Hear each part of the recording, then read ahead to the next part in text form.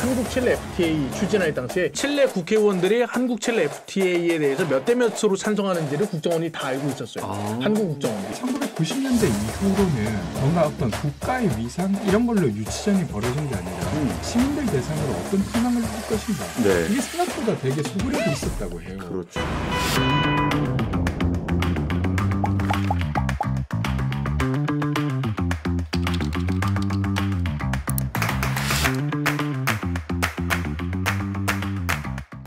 네, 안녕하십니까. 이제 제 21차 정말 많이 왔죠. 청년 내각의 국무회의를 시작하겠습니다. 저는 청년 내각의 총수 신정현입니다. 안녕하세요.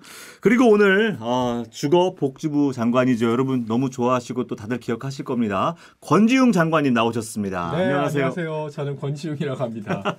장관이라고 불러주시니 좋네요. 예, 장관님 당연하죠. 자, 우리 고승혁 안기부장님 나오셨습니다. 네, 안녕하십니까. 빨간 불 떴다. 저를 비치고 있군요. 예, 저는 카메라가 저를 볼 때 기분이 아주 좋습니다. 원래 방송인이기 때문에.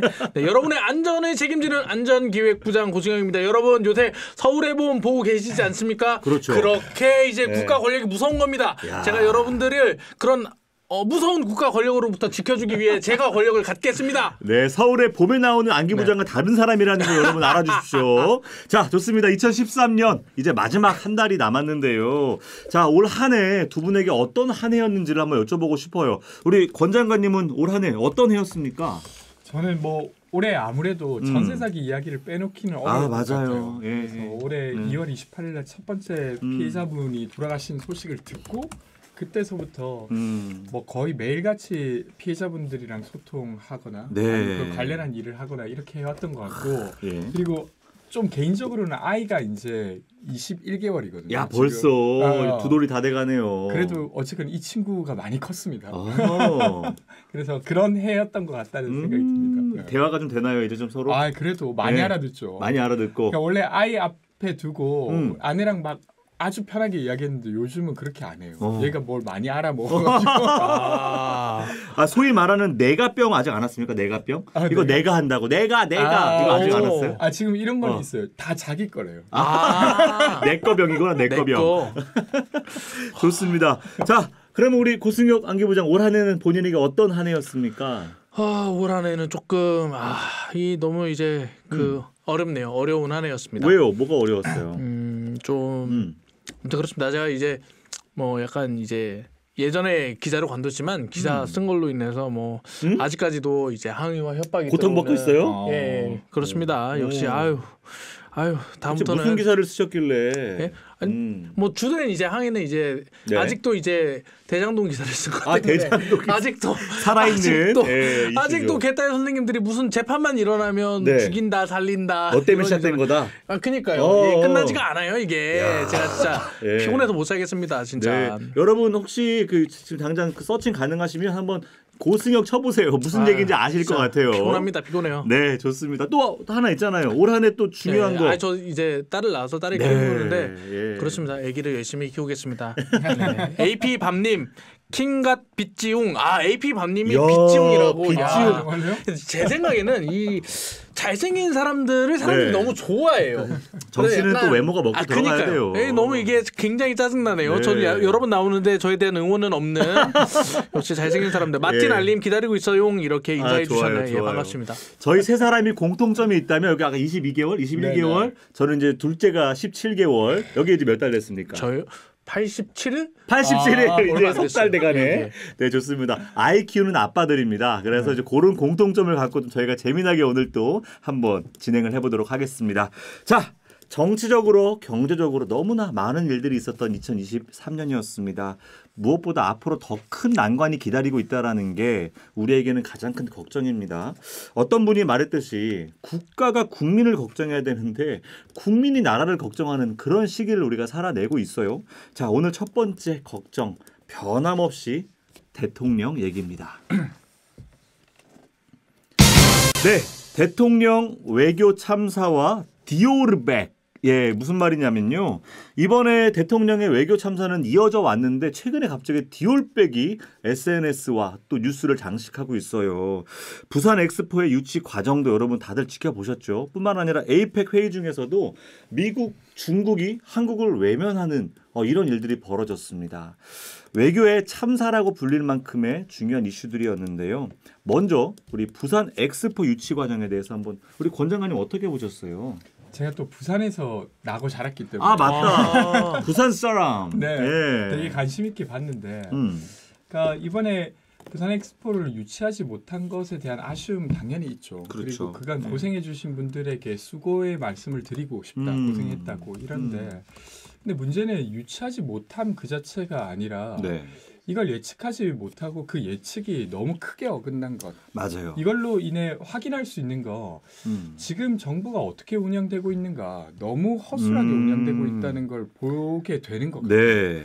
그러니까 사실 국내 언론에서도 그랬지만 정부 관계자들도 진짜 될 수도 있다 이렇게 많이 예측들 하셨더라고요. 그러니까요. 예. 근데 이제 그 예측이 꼭 맞아야 되는 건 아니에요. 근데 그 예측의 근거가 무엇인지 지금도 알기가 어렵고 어렵죠. 그리고 너무 많이 차이가 나지 않습니까? 맞아요. 그러니까 저희가 이제 이탈리아가 사실상 포기했음에도 불구하고 저희가 29표밖에 못 받았어요. 그러니까요. 그러니까 이렇게 되고 나니까 사실 윤석열 대통령도 충격을 많이 받은 것 같아요. 그러니까. 아니 윤석열 대통령이 사과한 거 보신 적 있습니까? 그러니까요. 임기 중 첫 번째 공식 사과잖아요 이번이. 아니 사실상. 되게 묘하던데 제가 그거 보면서 아니 이게 이태원 참사 피해자들이 돌아가셨을 때도 그렇고 전세사기 피해자들이 죽고 한 10,000명 정도가 그 고통을 호소할 때도 아무런 사과를 안 하시던 분이 그렇죠. 갑자기 이 유치가 안 되니까 딱 한 12시간 만에 딱 사과를 하시잖아요. 왜냐면 이거 하나 보고 이제 대충 살면서 이거 하면 국제대회 유치하니까 한번 뭐 총선에서 좀 써먹을 수 있겠구나 했는데 이게 이제 폭삭 망하니까 제 생각에는 이제 국민들을 위한 사과라기보다는 약간 이제 자기를 지지하는 약간 당원과 지지자에 대한 사과가 아닐까. 야 이번 총선은 물 건너갔다 그냥 알아서 잘합시다. 더 괘씸해 갑자기. 그러니까요. 아니 솔직히 말해서 부산 엑스포 실패가 서울 시민인 저한테 사과할 일은 아니거든요. 그렇죠. 저한테 별건 없어요. 근데 그걸 사과하시더라고요. 참네. 또 왜 사과했나? 아니 그래서 저도 이제 궁금한 거. 그러니까 심지어 사우디아라비아는요. 본인들이 몇 표를 받을 건지에 대해서 거의 근접하게 예측을 했고 6-7표밖에 차이가 안 났어요. 그러니까 거의 알고 있었다라는 거예요. 그 발표를 하는 그 순간마저도 우리나라 언론과 대통령실은 거의 박빙이다. 6-7표 차이로 저기 접근했다. 2차로 간다 이런 얘기했거든요. 어떻게 보세요? 진짜 대통령실은 몰랐을까? 그러니까 이게 제가 아까 예측 실패, 국정의 허술함 이렇게 표현했는데 조금 더 엄격하게 말하면 국정이 마비됐다고 봐야 될 것 같아요. 그러니까 이게 그 이제 사실은 아예 예측을 저는 못했을 거라고 생각하지는 않습니다. 네. 그게 이제 이 정도 행사에 대략 공개적으로 그 어떤 지지를 표방하는 것들의 숫자, 뭐 아니면 기세 이런 것들이 다 어느 정도 파악 가능하기 때문에. 근데 그러면 이런 건데 지금 윤석열 대통령을 둘러싸고 누군가가 제대로 된 보고를 못 하고 있는 거예요. 그러니까 그 사실을 몰라서가 아니라 그 사실을 알고 있음에도 불구하고 그걸 정확하게 전달하고 그로 인해 대통령이 조금 불쾌하더라도 다른 판단들을 내릴 수 있게 하는 것 자체가 마비된 거예요. 그러니까 저는 그렇게 봐야 이게 이해가 되지.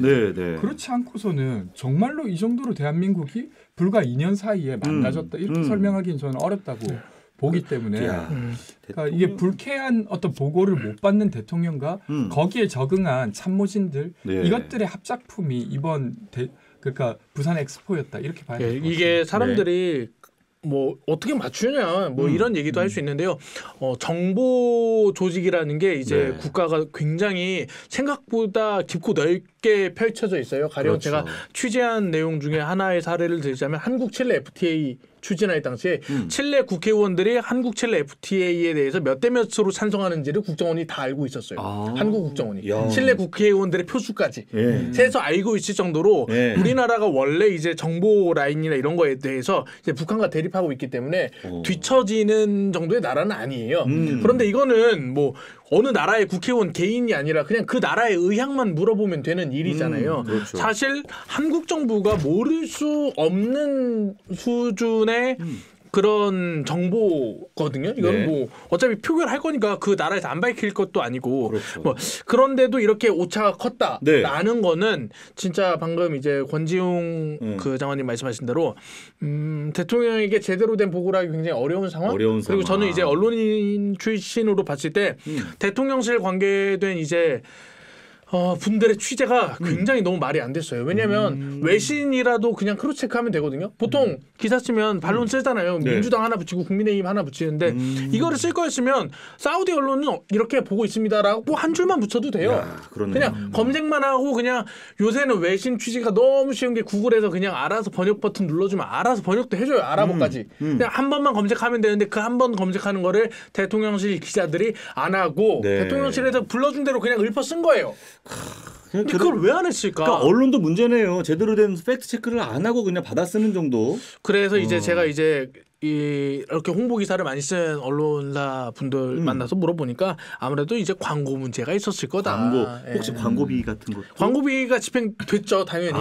대통령실에서 이제 관련해서 광고비가 집행됐는데 그렇다 하더라도 이렇게 틀리면 그 언론사 약간 믿을 수 없는 거 아니에요? 그러니까 저도 이제 결국 돈 앞에 장사 없다 하지만 그래도 언론이 최소한의 팩트 체크 정도는 해줘야 되는데 제가 이제 최근에 외교관한테 들은 얘기가 있어요. 뭐냐면 사우디아라비아가 그 당시에 이제 프랑스 파리에 큰 1급 제일 최고급 호텔에 그 투표를 하는 장관 60명을 거기다 다 넣어놓은 거예요. 그 60여 명 넘는 장관들이 거기 왜 들어갔겠어요? 표 관리한 거거든요. 심지어 장관이 투표하는 일이 거의 없어요. 그 나라 대표에서는 다른 사람들이 투표하는데 장관급을 다 데리고 초호화 호텔에 넣어놓고 그러니까 이미 표 계산이 끝난 거예요. 그렇죠. 이제 그렇게 부르는 건 이런 거잖아요. 확인하려고. 그렇죠. 이게 오나 안 오나. 그거예요. 안 오는 건 뭔가 찝찝한 거다. 이렇게 이제 확인하는 건데. 그러니까 이게 이제 이번에 대한민국에서 재계가 움직이는 모양도 사실은 좀 이상했는데, 그러니까 프랑스에 막 2030대 버스를 랩핑해가지고 막 돌렸다는 거죠. 그러니까 이게, 그러니까 이거는 이제 시민들이 투표하는 게 아니잖아요. 그러니까요. 그러니까 국가의 어떤 이해관계자나 국가의 의사결정자들의 이해관계에 맞춰서 움직여야 될 부분인데, 그렇죠. 갑자기 대외적으로, 그러니까 이게 이렇게 되면 이렇게 이해되는 거죠. 아, 이게 대통령에게 기사 한 줄 나가는 게 이번에 유치전의 목표였다면 그런 게 가능하죠. 그렇네요. 이렇게까지 돈을 써서 프랑스 시민들에게 알리고 있고 그래서 우리가 될 겁니다. 실제로 다른 국가들이 어떻게 의사결정하는지는 안중에 없었던 것 같다는 생각이 그리고 정권 말이 되면 문제가 될 거예요. 왜냐하면 기업들 총 출동해서 뭐 이거 국가 행사잖아요. 이거 한다고 이제 달라붙었는데 그럼 기업들과 대통령실 간에 어떤 거래가 있었는지 앞으로 사람들이 찾아보게 될 거예요. 박근혜 대통령도 이제 K스포츠 재단이나 미르재단이라든지 그 기업들하고 거래한 게 이제 제3자 뇌물죄로 문제가 됐는데 그러면 이거 관련해서 그러면 SK, 삼성, 현대가 뭐 그냥 움직였겠어요? 뭔가 얘기가 됐을 거 아니에요. 그거에 대해서 이미 이제 좀 알아보는 기자들도 있는 상황이고 뭐 이번 그 엑스포 참사에서 최고는 이제 PT였죠. PT 영상 그 업체 어디서 했느냐 이거를 지금 정말 궁금합니다. 쥐잡듯이 잡고 있어요. 지금 누가 만들었는가 이걸. 53억 들었다는 그겁니까? 그게 어딜 봐서? 부산 엑스포에 부산 구초 나오고 강남 스타일 나오는 10년 전 강남 스타일 나오는 바로 그 영상. 도대체 누가 만들었나? 좋습니다. 뭐 과정이야 이제는 뭐 입이 마르도록 말해도 끝이 없는데요. 문제는 실패한 이후에 그 분석을 하는 그 당사자의 목소리입니다. 자, 그 부산 유치위의 관계자가 어떤 해명을 하는지 한번 들어보시죠. 오늘 새벽 2030 엑스포 개최지 선정 투표에서 사우디의 리야드에 큰 표 차이로 패한 부산 엑스포 유치위원회 관계자가 패인이 사우디의 오일머니, 금권 투표에 있다고 직격했습니다. 왕권 강화를 통한 국가 이미지 쇄신과 자국 이미지 개선을 위해 경제 개혁을 핵심으로 하는 사우디 비전 2030 등 사우디 국민들의 시선을 엑스포 유치에 그리고 동계올림픽 등 여러 가지 메가 이벤트에다가 시선을 돌려 국민의 충성과 지지 확보를 누리기 위한 것이 하나의 일종이었다고 봅니다. 오일머니를 통하여 물량 공세를 통해 엑스포 개최를 위해서 10조 원 이상의 투자를 저개발 국가에다가 천문학전 개발 차관과 원조 기금을 주는 역할을 함으로 인해서 금전적인 투표가 이루어졌다고 볼 수 있었습니다. 그래서 결국은 우리 이 정부에서 늘 봤던 남탓 해명 이게 똑같이 반복됐어요. 이거 한번 보실 때 어떤 느낌 드셨어요? 그러니까 이게 오일머니 탓하고 네. 그리고 그 전에 이제 국민의힘 김기현 대표는 계속 문재인 정부가 뒤늦게 참여해서 그 얘기도 이 했어요. 문제에 있다. 그리고 실제로 당일날 결과가 29표 받은 날도 네. 뒤늦게 뭔가 참여했기 때문에 이번에 잘 안 됐다 이런 이야기 그러니까요. 하잖아요. 그러니까 이게 이태원 참사부터 오송 지하차도 참사 그리고 네. 잼버리 그리고 네. 여기까지 오게 되면 이건 그냥 무능 그 자체를 보여주는 것이에요. 무능 그 자체다. 그러니까 예. 이게 이제 사실은 어려운 싸움이었을 수 있어요. 왜냐하면 지금 남북 관계가 경색되어 있고 사실 그 전에도 이제 88년 올림픽이라든지 2002년 네. 월드컵이라든지 2018년 동계올림픽 등도 그냥 단순히 국력이나 돈으로 한 게 아니라 어떤 이 세계사에 있어서 어떤 가치를 계속 내보였던 거잖아요. 그렇죠. 그러니까 2002년도 한일이 함께 네. 하고 그리고 이제 88년 올림픽도 뭔가 평화 이런 것들이 그렇죠. 있었던 냉전의 거죠. 해체 뭐 이런 근데 거. 지금 사실은 2023년에 대한민국의 상황을 보면 썩 좋진 않아요. 그래서 어려울 수 있었다는 건 이해하지만 네. 그것의 페인의 원인이 그냥 단순히 돈 때문에 졌다. 그리고 뭐 그 전 정부가 잘못해서 졌다. 이렇게 하는 거 예. 진짜로 무능한 모습이고 네. 그것 자체를 보면서 또 한 번 국민들이 실망하지 않았을까 싶습니다. 그리고 도대체 이제 네. 강남스타일 또 왜 나왔는지 의문이지만 오징어 게임에 이 정도는 왜 나왔으며 조수미는 그러니까 부산 엑스포인데 부산과 아무 상관이 없었다. 네. 아니 누가 아니 권지용 네. 장관님이나 뭐 신정현 의원님이 그 나갔어요 총선에 나가가지고 나를 뽑아주세요 하는데 내가 안 나와. 내가 안 나와. 다른 사람을 계속 나와. 그러면 이거 어떻게 뽑아 대체? 애시당초에 이 논리적 인과관계가 굉장히 떨어지는 준비 여러 가지로 허술했던 것 같아요. 그리고 두 번째로는 이제 한국 같은 경우 외국 정부의 투자를 약속 안 한 게 아니거든요. 네. 아니 그러니까 금권 선거라고 하면 뭐 한국 정부는 외국에 투자를 아예 안 하겠다고 했어야 되는 거잖아요. 근데 이것도 아니고 그냥 오일머니에 반도체 머니가 밀린 건데 뭐 아니 돈이 없는 게 아니 상대가 돈 많다고 이렇게 탓하면 너무 하잖아요. 이거는. 네. 그리고 이제 사우디 비방 그 유튜브 영상도 논란이 됐잖아요. 아 그랬어요. 네. 그거 내렸는데 근본적으로 이런 모든 과정에 있어서 아니, 질 수도 있고 이길 수도 있는데 도대체 상대 나라를 비방을 하는 그 이유를 모르겠는 거예요. 아니 근데 사우디 비방을 정부 유튜브로 한 겁니까? 정부의 입장으로? 그게 이제 정부 관련 외주 제작사. 그래서 이제 정부 돈 들어간 거죠. 네. 좋아요. 영상 하나 더 봅시다. 이번에는 실패 원인을 분석한 뉴스입니다. 한번 보시죠. 아쉬운 탈락 그 원인을 분석해 보면 사우디의 막강한 오일머니와 한 국가별 한 표라는 투표 방식이 있습니다. 예, 국가별 한 남태평양의 작은 섬나라 키리바시라고 하는 인구는 작은 11만여 명으로 자원이 없다 보니 키리바시를 외부 원조나 관광에 의존합니다.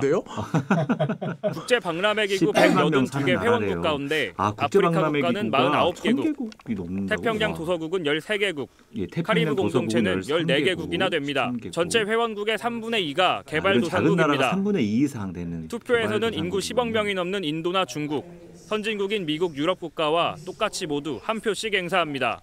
근데 저 조건은 따라서 이들 사우디나 국가의 한국이나 표심을 똑같은 얻는 거 게 아니에요? 최대 관건입니다. 마찬가지죠. 근데 저 조건이 뭐가 문제라는 아쉽게도 거죠? 우리 돈 10조 원에 달하는 대규모 오일머니를 앞세운 사우디가 그 이들 국가의 문제라는 마음을 것보다도 사로잡은 일단은 것으로 분석을 보입니다. 한 겁니다. 지금 우리가 이처럼 1국가 무엇을 1표 놓쳤나. 방식이 유지된다면 모든 국제 행사는 민주주의나 인권과 같은 보편적 가치보다는 돈을 앞세운 국가가 언제나 돈을 개체 앞세운 국가가 될 국가가 수밖에 언제나 없다는 개체 국가가 비판의 될 수밖에 목소리가 없다. 큽니다. 뉴스를 저렇게 해도 사우디가 워낙 되나요? 개도국을 파고들면서 네. 그렇게 물량 공세를 통해 개발도상국을 가지고 파고들면서 표를 물량 공세를 통해 확보한다는 표를 확보했다는 이건 어딘가 거죠. 매표 같은 그런 느낌이 매표 있었습니다. 행위를 했다. 예. 그 전 세계 역사상이요. 예. 무상 원조를 가장 많이 받은 나라가 있습니다. 어디입니까? 어디일까요? 왠지 알 것 같은데요. 네. 예. 무상 원조를 제일 많이 받은 나라. 대한민국입니까? 대한민국이에요. 마셜 플랜으로 유럽에 쏟아부은 돈보다 한국 예. 6.25 끝나고 미국이 그냥 준 돈이 많아요. 근데 한국이 그 저소득 개발 국가를 투자하는 거나 무상 원조에 대해서 매표행위라고 비난하는 거는 네. 아주 비상식적인 일이죠. 네, 네. 어쨌든 외교 참사에 이어서 이제 언론 참사까지 비화되고 있는 것 같아요. 이렇게 1국가 1표 이것까지 부정한다 그런다면 민주주의의 1인 1표도 부정할 겁니까? 그럼 흑인이나 혹은 여성들은 또 어떻게 할 거예요? 그러니까 가난한 나라가 한 표를 행사한다는 게 기분이 네. 왜 나쁘냐. 그렇죠. 그러니까 이런 뉴스가 나오는 것도 결국은 이 정부의 어떤 중요한 실책들을 비호하기 위한 좀 그런 언론 같아서 되게 좀 불편한 느낌이 들었어요. 지금 러브바스켓 87님께서 그 잼버리 이태원 참사 무대응하고서는 무슨 엑스포 유치냐 잼버리 관련 얘기도 또 해주셨습니다. 그러게요. 이 뉴스 또 보시면 또 어떤 느낌 드셨어요, 장관님? 그러니까 이게 사실은 어떤 열심히 한 다음에 졌을 때 좀 위로하고자 우리가 질 수밖에 없었다 이렇게 이야기할 수는 있다고 생각해요. 그렇잖아요. 원래 그렇죠. 그렇죠. 우리가 완전히 좌절해서는 안 되니까. 맞아요. 네. 근데 그것이 어떤 룰을 공격하는 방식이거나 아니면 상대를 되게 파렴치한으로 몰거나 그렇게 해서는 안 되는 거잖아요. 그렇습니다. 예. 만약에 진짜 저런 논리 그러니까 매번 국제대회는 저럴 수밖에 없다라고 한다고 하면 저희가 유치했던 모든 대회도 다 스스로 부정하는 것이 그렇죠. 되는 것이니까 그렇게 해서는 안 될 것 같고 특히나 이렇게 하면 안 되는 이유가 뭐냐면 정확한 원인 분석을 계속 해치는 일이에요. 네. 그러니까 이번에 우리가 왜 졌을까라고 했을 때 경제적인 어떤 부분이 부족했을 수 있다 이런 게 네. 어떤 원인의 요소일 수는 있다고 생각합니다. 그렇죠. 그러면 그걸 어떻게 개선시킬 건가? 그러니까 사우디 보고 하지 말라고 할 게 아니라 네. 그럼 우리가 할 수 있는 일은 무엇인가? 무엇이었을까? 라든지 예. 아니면 저는 제가 듣기로는 그러니까 1990년대 이후로는 뭔가 어떤 국가의 위상 이런 걸로 유치전이 벌어진 게 아니라 시민들 대상으로 어떤 희망을 줄 것인가 네. 이게 생각보다 되게 소구력이 있었다고 해요. 그렇죠. 근데 그 면에서 이번 2023년 11월 달에 대한민국이 놓치고 있었던 건 무엇인가 뭐 이런 것들을 좀 다룰 수 있어야 되는데 네. 되려 보도들이 그런 노력을 안 하고 싶게 만드는 야 우리 돈 없으니까 그만하자거나 뭐 이렇게 뭐 아시아 그 이제 개발도상국 들이 너무 많이 표를 행사하니까 우리는 쉽지가 않아 이렇게 평가해서는 그러게 말입니다. 그 다음을 없애는 조치다 이런 이야기 드리고 싶습니다. 그리고 대전 엑스포가요. 네. 당시에 노태우 정부 때 유치했는데요. 네. 소련이 공산권 국가들을 몰아서 한국을 투표하게 해줬어요. 왜 그럴까요? 혹시 뭐 차관 이런 건가요? 소련이 한국에 빚이 많아가지고 예. 그래서 그거 가지고 이제 금권 선거다라는 얘기도 그때 나왔어요. 나오긴 했군요. 그러면 대전 엑스포는 뭐 우리 꿈돌이 뭐 매표의 상징인가? 진짜 이렇게 그 자기 부산 엑스포 실패했다고 우리의 소중한 꿈돌이까지 아무리 대전이 이제는 뭐 꿈돌이고 엑스포가 없고 성심당의 도시가 됐지만 이렇게 비방하는 거는 저는 옳지 않다고 생각합니다. 네. 꿈돌이의 인권 저는 물어보고 싶습니다. 용산에. 우리 꿈돌이 몇 표입니까? 네. 지금 보시는 용산 관계자 아주 찔끔하실 것 같은데 근데 용산 관계자에게 묻고 싶어요. 왜 이번에도 아무도 책임지는 사람이 없습니까? 에이 대통령이 책임진다고 했잖아요. 책임진다고 했어요? 그럼 무슨 책임을 졌는지 한번 혹시 기억나는 거 있으세요? TV 나와서 말했잖아요. 오랜만에. 말로? 네. 말로 책임지는 에이 거? 기자만 보면 도망가는데 그 정도면 충분하지. 그리고 그때 이후로 지금 대통령이 원래 공식 일정이 좀 있었는데 다 취소했어요. 그 후에 공식 일정. 제가 기억나는 게 그 다음 날인가 다다음 날 네. 전세 사기 피해자들 사이에서 대통령이 피해자를 만난다는 이야기가 돈 거예요. 제가 엄청 찾아봤어요. 네. 그러니까 그날 오전에 경기도 가는 일정이 있었고 네. 그래서 거기에서 그러니까 이게 엠바고가 엄청 세게 걸려 있으니까 당시에 말은 못 하는데 맞다 이렇게 된 거죠. 그래서 그러니까요. 아니 이게 피해자 대책위 활동하시는 분들한테는 아무 연락이 없고 네. 그 피해자를 만난다고 해서 제가 엄청 예의주시하면서 봤거든요. 네. 근데 그날 아침에 갑자기 모든 일정을 취소했더라고요. 그래서 여러 가지 추측이 있었습니다. 그러니까 공식적으로는 인사 관련한 논의하느라 그랬다 이런 거 있는데 좀 비공식적으로는 뭐 예를 들면 과음이라든지 뭐 이런 문제 때문에 아니면 집에서 디올백을 찾아보지 않았을까요? 디올백 네, 진품인가 아닌가 이런 거 아니야? 디올백 어딨냐 이거 왜 안 돌려줬냐? 할 일이 많습니다 집에서. 그렇네요. 자 정말로 이게 책임을 지겠다고 일정을 취소까지 했지만 정작 중요한 만남들까지도 못 취소시켜버리고 정말 뭐 우스갯소리로 말했지만 국민들이 이렇게 보는 거 아니에요? 그날 과음해서 못 나온 거 아니냐. 국민들이 풍문으로라도 이런 말을 한다는 건 그렇게 의심하고 있다는 거예요. 그러니까 이 얘기를 듣고 있는 우리 용산 관계자분들은 정말 좀 반성해 주시길 바랍니다. 에이펙 회의에서 결국은 아까 얘기했던 미국과 중국과의 중요한 회담들이 다 패싱돼 버렸어요. 결국 외교적인 성과를 얻지 못한 채 빈손으로 돌아왔거든요. 네. 자, 이쯤 되면 우리가 보통 말하는 관련된 비서관들, 외교 안보 라인들 보통 다 물러난단 말이에요. 근데 꿈쩍도 하지 않고 있어요. 어떻게 보세요, 장관님?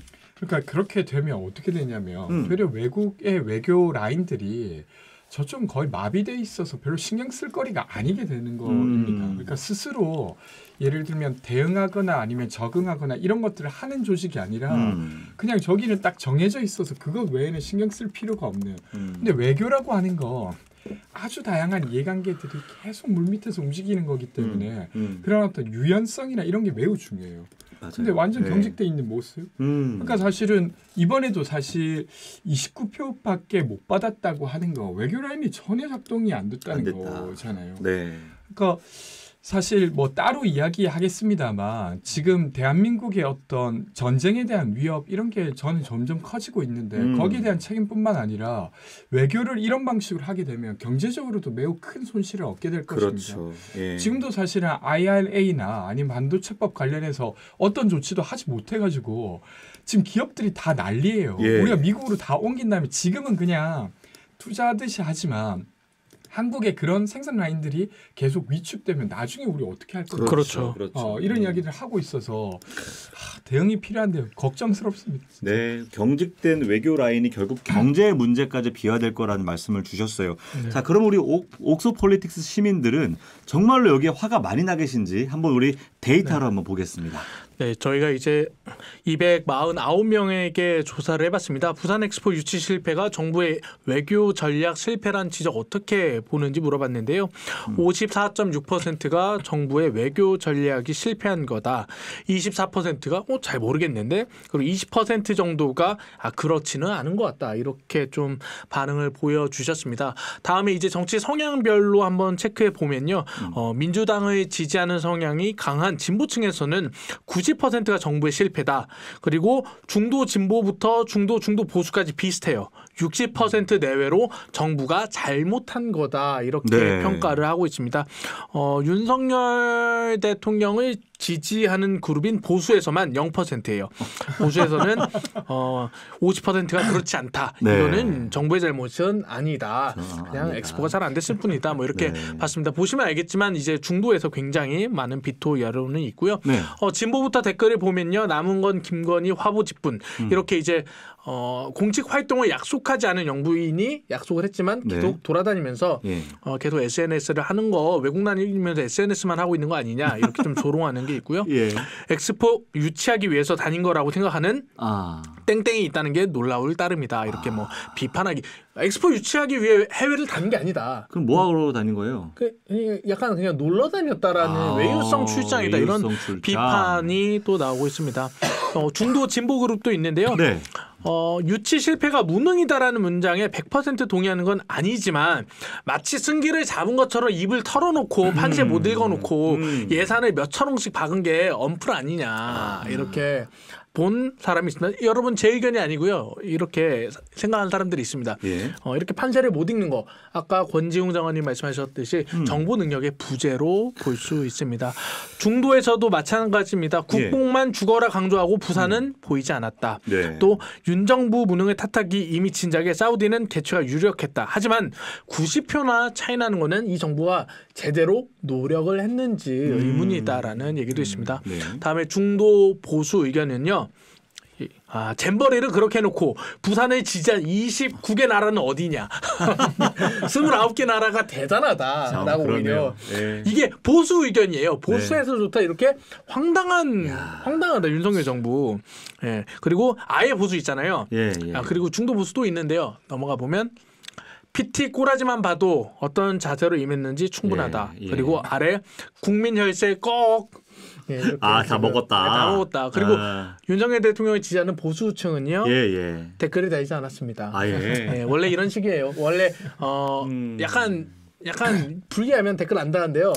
두 분이 민주당이니까 약간 아픈 얘기하자면 네. 부동산 관련 아티클 나오잖아요. 네. 진보에 댓글이 없어요. 댓글이 없어요? 아예 없어요. 반박을 하는 댓글도 없어요. 네, 무서우면 도망가는데 지금 네. 엑스포 관련해서는 우리 보수 지지자분들께서 네. 댓글을 달지 않고 살포시 아니다라는 버튼만 누르고 가셨다라는 소식을 전해드리겠습니다. 참 참담합니다. 어쨌든 간에 이 엑스포에 대해서는 국민 대다수가 정부의 책임을 분명히 지적하고 있죠. 그런데도 불구하고 책임지는 사람이 없다라는 이 현실이 우리가 살고 있는 대한민국의 현실인 것 같아요. 그런데 이 시점에 이 와중에 또 어마어마한 뇌물수수 의혹이 나왔습니다. 바로 김건희 여사와 디올백입니다. 여러분 통일운동 하던 분 한 목사님이 몰래 이제 명품백을 김건희 여사한테 이제 건네는 장면을 촬영을 한 것 같아요. 이거를 모 언론사 유튜브 채널에다가 이제 이렇게 뿌렸는데 전 너무 부끄러워서요. 저희 방송에서는 그거 아예 그냥 틀지도 않을 생각입니다. 자, 우리 채널에서 생략할 정도의 부끄러운 그 장면 혹시 보셨어요? 네, 조금 봤습니다. 어땠어요? 전 좀 궁금해요. 처음에 그 보도들이 막 나올 때 그쵸. 저는 대통령 취임 이전인 줄 알았어요. 아니 제정신으로는 저도 취임 전이라고 생각했어요. 그래서 그래도 논란이 되겠다. 왜냐하면 맞아요. 그렇죠. 김건희 여사가 직접 나오고 네. 그걸 받는 모습이 있고 근데 제가 충격받았던 포인트는 이게 어쨌든 대통령이 된 다음이라는 겁니다. 네. 그러니까 작년 9월 13일이라는 거잖아요. 네, 네. 그러니까 이게 이렇게 되면 저는 어떻게 봐야 될 것 같냐면 이건 그냥 어떤 대통령의 영부인이 좀 다른 행보를 평소랑은 다르게 한다. 네. 좀 특이한 영부인이다. 이런 차원의 것이 아니라 사실 대통령이 그럼 대통령의 영부인이 그간 대통령실에 지시했던 것들도 다 꺼내봐야 되는 거예요. 왜냐하면 그게 연관성이 있는지 없는지 어떻게 합니까? 모르죠. 그리고 그 300만 원이 조금이라도 영향을 미쳤다고 하면 그렇죠. 이건 엄청난 국정 논란 그러니까 농단의 어떤 시작이 되는 네. 거니까 그래서 저는 이게 뭐 지금 법리적으로는 김영란법으로 뭐 처벌될 것이냐 아니면 이건 뇌물로 볼 것이냐 뭐 이런 게 있지만 그걸 다 떠나서 현직의 대통령 부인이 실제로 거액의 어떤 명품 가방을 받았다는 것 자체 그리고 해명이 또 어떻습니까? 아니 해명이 너무 재밌어요. 아니 아까 반환 선물 이야기하다가 맞아요. 지났는데 그러니까 이게 반환 선물이라고 하려면 반환한 선물을 반환 선물이라고는 할 수 있을 거예요. 그렇죠. 그렇잖아요. 근데 이제 반환 선물이 아닌데 지금 반환 선물이라고 이야기하면서 마치 돌려주려고 했던 것처럼 해명을 하는데 그 해명은 받았다는 건 확실하다는 거예요. 그렇죠. 그리고 아직까지 돌려주지 않았다는 것도 확실한 거예요. 그렇네요. 그러니까 지금 1년이 넘도록 지금 9월 13일로부터 지금 1년하고도 2달이 더 지났는데 근데 이게 원래 이제 뭘 받고 이게 부적절하다고 하면 감사원에 바로 즉시 신고하면 이건 내가 당장 돌려주지 않았지만 그렇죠. 돌려줄 의사가 있었다고 읽히는데 지금 1년 하고 그렇죠. 2개월입니다. 그렇죠. 그래 영부인이 디올백을 받고 이상함을 못 느낀다? 그것도 말이 안 되고 두 번째로는 우리나라 여러분들 아시다시피 그 배송이 전국 2일이면 끝나요. 그냥 반환을 할 생각이었으면 자기가 안 해도 돼요. 그냥 어디 그 우체국 택배로 보내도 이틀이면 해결될 문제다. 그리고 이제 드는 생각 중에 하나가 창고라는 단어가 저는 너무 무서운 거예요. 반환할 선물들이 얼마나 많으면 반환 선물 창고가 있는가. 그러니까요. 전 그 창고 열어봤으면 좋겠어요. 안에 뭐 있는지. 네. 뇌물을 공여한 사람 다 이제 범죄자 돼야 되는 거거든요. 그러면 그 뇌물을 진짜 준 사람들은 그럼 어떻게 됐습니까? 난 그것도 궁금해.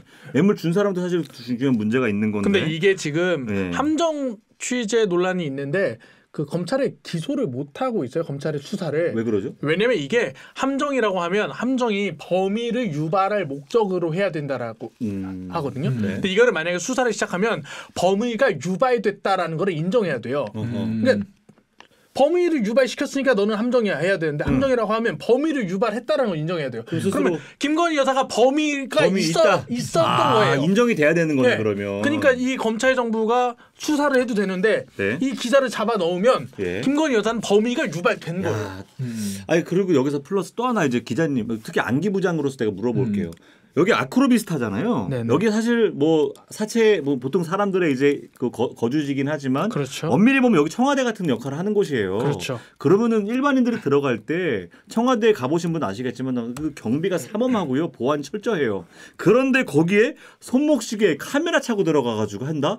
이거 사실 보안이 뚫렸다라는 거, 국가 보안 뚫렸다라는 거거든요. 그렇죠. 이거 어떻게 된 거예요, 안기 부장님? 일단은 이제 그 경호 실패 책임도 당연히 물을 수 있어야 되는 그렇죠. 상황이고요. 더불어서 아크로비스타 자체가 원래 그냥 대통령이 없어도 여기가 배달도 힘든 데예요. 워낙 이제 그 경비 왜냐면 워낙 고급 주택이라서 뭐가 많아요 들어가려면. 네. 근데 이 모든 것들을 뚫고 들어간 우리 목사님도 대단하시고 네. 이 와중에 촬영을 했다라는 거는 정말 심각한 문제거든요. 왜냐면 예.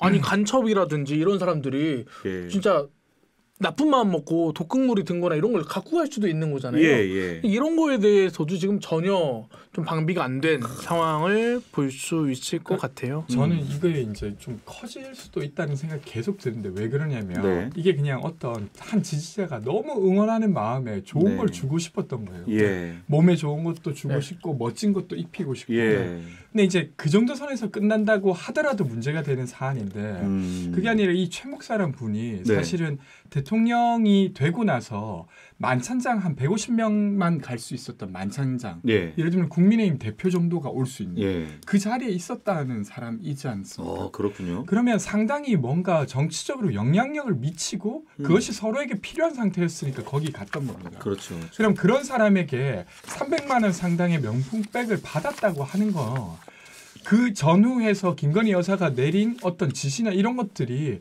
그와 무관한지 아닌지를 살펴봐야 되는 거죠. 그렇죠.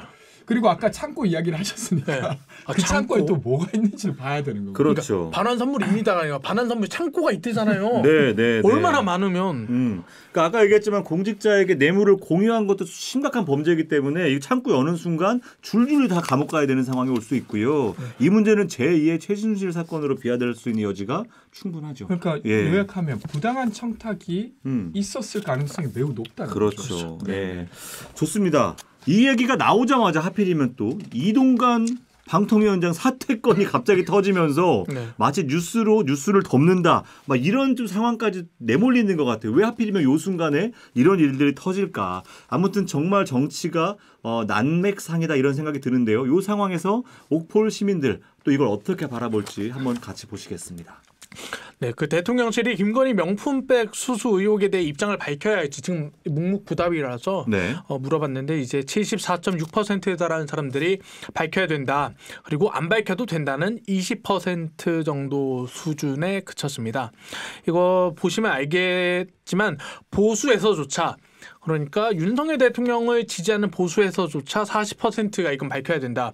그리고 중도층은 거의 80% 수준이에요. 그러니까 이거에 대해서는 거의 뭐 전국 국민들이 대부분 이제 밝혀야 된다 이렇게 생각하고 있는 걸로 보셔도 될 것 같습니다. 그렇네요. 저희가 이제 댓글 보면요, 진보 지지자에서는 함정 취재 잘한 건 아니지만 대통령의 입장 표면이 필요하기는 하다 이런 얘기가 있습니다.